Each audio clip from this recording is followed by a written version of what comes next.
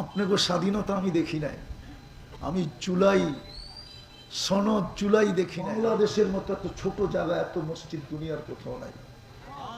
দ্বিতীয় আরেকটা পরিবেশ আছে মাদ্রাসা,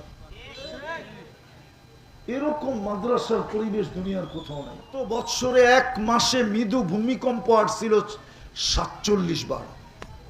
আপনি দেখেন নেটের ভিতরে, কিন্তু কোনো বিপর্যয় ঘটে নাই, শুধু তিনটা পরিবেশের কারণে। তিনটা পরিবেশের কারণে বাংলাদেশের মতো মসজিদের পরিবেশ দুনিয়ার কোথাও নাই। আপনি বলবেন ইন্দোনেশিয়ার সংখ্যা তো বেশি। আপনি ইন্দোনেশিয়া চিনেন? হ্যাঁ চিনেন? আমি 8 বার গেছি ইন্দোনেশিয়া, 8 বার। 33টা প্রদেশ, 17,800 দ্বীপের দেশ। কত?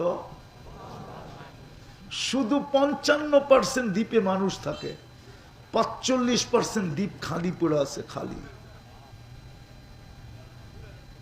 বাংলাদেশের মতো এত ছোট জায়গা, এত মসজিদ দুনিয়ার কোথাও নাই।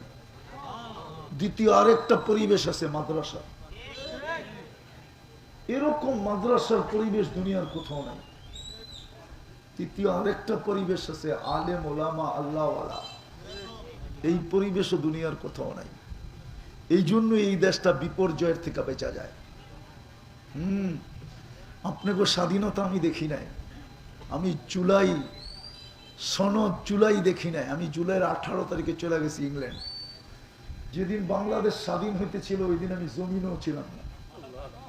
আমি তো জমিনের থেকে 39,000 ফিট উপরে ছিলাম।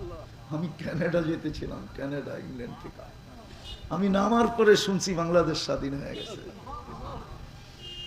আমি দেশে আসছি সেপ্টেম্বরের 23 তারিখে, মধ্যে আসছিলাম একদিনের জন্য। 18ই জুলাই আসছিলাম, আবার চলে গেছি কোরিয়া। আমরা বিদেশ থেকে শুনতেছিলাম যে মনে হয় এই দেশটা শেষ। 2-4-10টা দেশের নাম নিয়ে মানুষ বলতো যে মনে হয় দেশটা শেষ।